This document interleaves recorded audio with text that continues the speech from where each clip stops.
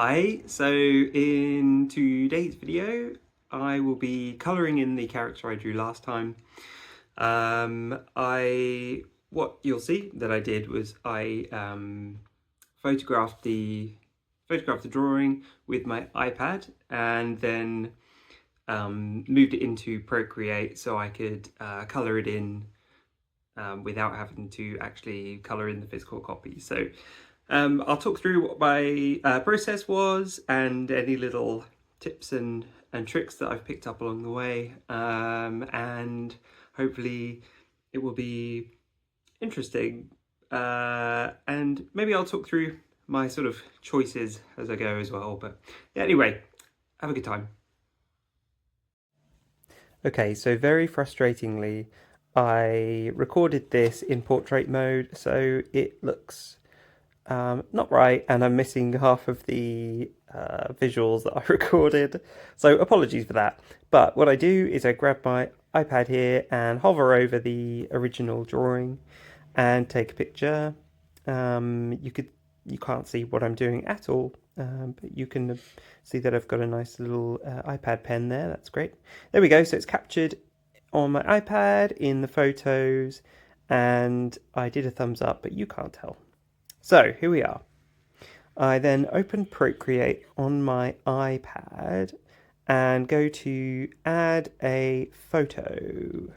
So I find the photo of this little character and it pops it into this canvas, or whatever you want to call it, document that I've created.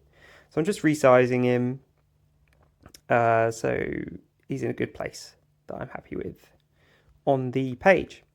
So then I created a new layer underneath the layer of the picture, and then I'm faffing around trying to lighten up the picture layer. So adjusting the saturation and the lightness, and not really being happy with what I'm doing here. So instead I go to curves and I literally just drag the kind of point across, and it just lightens up the background a tad. Without lightening up the line of the drawing, which is not what I wanted. So then over here, this is very important. If you are ever doing this kind of thing, if you're photographing an image and you're popping it into a Procreate, for instance, or Photoshop, and you want to color it in, this took me a while to learn actually back in the day, but you can go to the mode of the layer. Usually it's just set to normal, I think, is the default. But if you go to your options of that layer mode and you select multiply, then it will allow you to add things underneath that layer. And they'll show through, like, as you can see I'm doing right now. So what I've done is I added another layer underneath the drawing layer, and I'm now using the one of the pen felt tip options. I can't remember what it's called, technical pen maybe, in Procreate, because it's nice and simple to use for this kind of thing. And I'm just outlining around the line edge because I want to colour in this cloak area. So I'm taking some care, as you can see, to stick to the edge without going over the lines. And then what I'll do is it's really handy Procreate feature, you can just grab the kind of color swatch thing and drag and drop, and it will plop in a load of color. Bloop. So that's great. And that saves you with the bother of having to like shade and color and stuff. As long as you've got a nice thick outline of what you want, not thick necessarily, but a nice joined up outline that you'll be plopping colour into, then it will work. If you've got a gap anywhere, it will just colour the entire thing, which is a pain in the bum. So I went for a kind of nice strong green colour here. It looks really bright on the video, but in real life, outside of this recording, it actually looked more of a majestic green, more of an aged green. So perhaps I'll give that a little swizzle pop later on and I don't know what swizzle pop means, but I'll come back and maybe make that a bit more of a majestic green, as I say. So then what I did, I'm not explaining this very well at all as I'm going, but what I did to that green layer was I clicked the little thingy on the layer. I should probably talk about this in more detail, but I clicked the little thingy and added alpha lock to that layer. So what that meant was I could add all that shading without worrying about going outside of the area of the green, because it'll lock that green info in that layer, and I can't color outside of it. So it's a really quick and easy way to add shading if you're doing basic coloring like I'm doing here. I'm really not a very gifted colorer in a so I'm just keeping it nice and simple. So here I am again, just colouring in the beard and the hair. I've gone for quite a kind of dull, darkish grey colour. I wanted this character to appear older, not necessarily decrepit, but more mature. And there I am, I've gone over the line a little bit, so I'm just using the rubber. You're supposed to be able to double tap the pen to switch between rubber and pen, but I'm not very good at it, and sometimes it just does it on its own, which can be a little bit frustrating. But anywho, here I go, just colouring around and being careful not to go outside the lines. And I'll continue on in this way until I get to the point at which I started. So it'll be a nice joined up grey colour. And sometimes you can see I'm colouring in these more pointy areas, and that's because when you drop the colour in, when you plop the colour in, as I've been saying, it can miss out those like sharp points. I'm not explaining that very well, but areas where there's a bit of a jaggedy, pointy bit. So I kind of blunt off the bits where that could happen, because it'll just miss some pixels. You can adjust it, I think, when you drop it. You can, I think, hold down the kind of click, I guess, or hold down the pressure, and you can then adjust how much it fills. So I think there is a way around it. For not having to worry about it, I just do it this way. It's just easy to me anyway, to just do it while I'm going. So I think that's almost there now, and I'm just colouring in a few little bits there, and here I go with another plop. Bloop. Okay, and then I move on to the hair above the crown.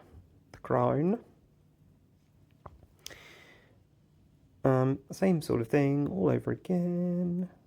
And then you'll see me, I don't know how well it'll appear on this video, but you'll see me then alpha lock this hair layer.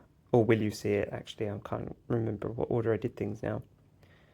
But you might see me alpha lock this hair layer. No, in fact, you definitely will see me do that, but it just depends on when. Let's see.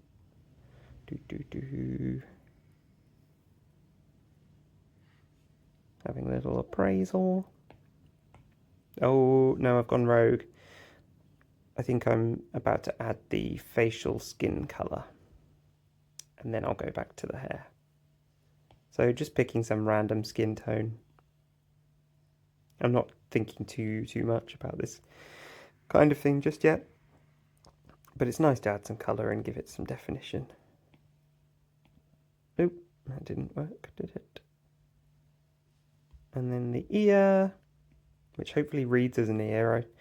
Sometimes I know what's going on with my drawings, but then sometimes I wonder if it appears that way to everybody looking at them. That is an ear. So I think now I go to alpha lock the hair layer. Yeah, so I click on it and then select alpha lock. And then I am hiding the drawing layer because it changes the hues of the things I want to select. So the color I want to select, if I've got that drawing layer applied, it's got the original page there, which is going to darken what I'm selecting.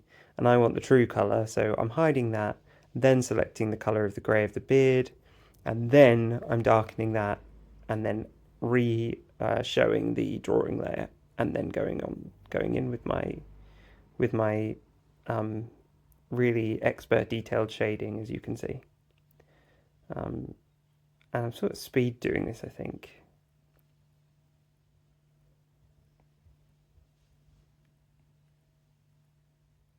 So yeah, just adding some shade under the ear, a little bit under the crown, a little bit.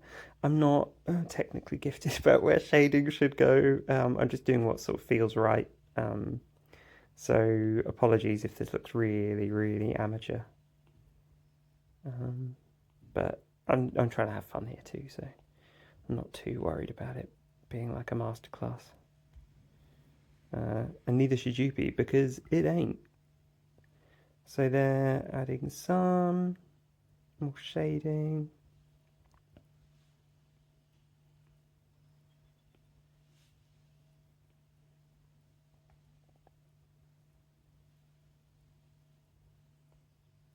I could, of course, have added the shading on another layer. That would be the kind of smart thing to do in case I changed my mind about it or thought it wasn't quite good enough or dark enough or whatever. But that's not what I did.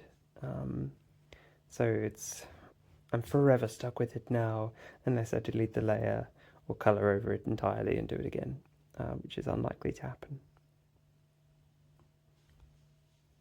One thing I might do at some point is just redraw the characters in Procreate. There's a nice little like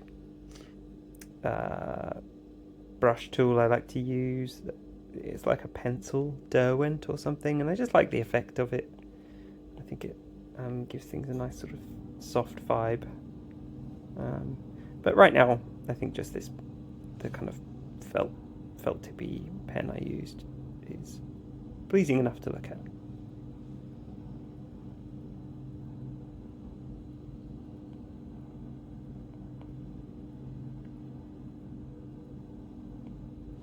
That's great, just adding some little bits of shading. Zooming out to have a look. I seem happy, my hand seems happy. I'm not sure what my hand was doing then actually. Now I'm going to do the face, so again I've hidden that top layer so I can select the true colour. Then I'm just darkening it a tad. I've alpha locked the skin layer so I can just carelessly colour over. It doesn't really show up on video what I'm doing here. Well, not while I'm editing anyway. Adding a bit of shading around the ear. A little dash more. Oh, it switched to rubber. You have to be careful for that. And then I think I move on to the crown and legs / feet. Legs and feet. I'm going for some, what am I going for? A dull, yes, I go for a dull grey colour, which is not too dissimilar to the hair colour, and we'll see what happens here. So, la la la around the gem in the crown. I think I just do most of this just by hand without doing the color plop, because I just obviously couldn't be bothered to do the color plop. So la la la la, yeah, just going for it. Bit of old-fashioned colouring in. Don't knock it. Boop boop boop. There we go.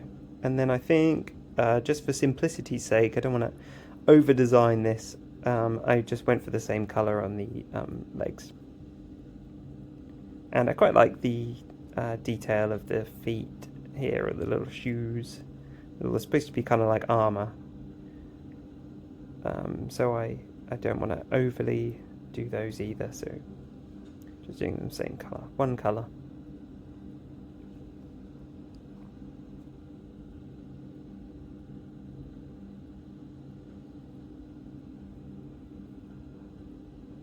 But will that colour stay the same? We shall see. I think already in my head, spoiler alert, I'd started to think this grey colour was a little bit dull and not quite popping enough. So there's my hand having a good think, and it's a bit about it. So what do I do next? I alpha lock the layer, and then I duplicate the layer because I want to not have to commit to a decision that might be regrettable. Then I select the airbrushing tool. Then I change the colour entirely to a gold-ish colour and just colour right over that and right over the shoes. And I immediately felt more happy with that, as you can see. And then I get a slightly darker gold and go in and add some shading to the crown and legs, which you can barely see, but oh well.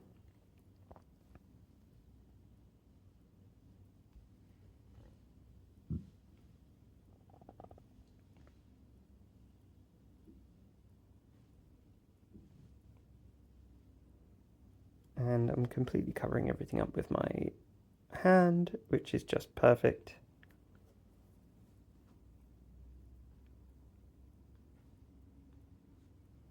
I ought to consider that in the future. I do apologise.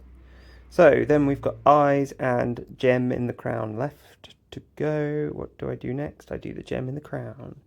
I've got this idea that I want this gem to sort of show different sort of symbols. It's just an idea floating around in my head, and that'd be a part of its kind of magic powers. But looking at it, I was feeling a bit... but I'll leave it like that for now. And then I think I move on to the eyes. And my hand's having a real flap. So I didn't want to go for exactly the same green as the cloak, because that would just be maybe a bit boring. It reads very similar, actually, once I'm finished. I looked at it and thought, oh, there's barely any difference. Maybe I'll change the eye colours. Maybe go for like a nice blue or brown or something. But for now, green they remain. And there we go, just a little bit of shade. And then I think I just square him up so you can have a nice look. And there we go. Happy with that. So I hope you enjoyed that video. Next time I think I'll be designing a new character. And also I want to come up with some background and, you know, a name for the first character. So that's something to look forward to for me anyway. So I hope you have a nice day wherever you are, and take care. Thanks.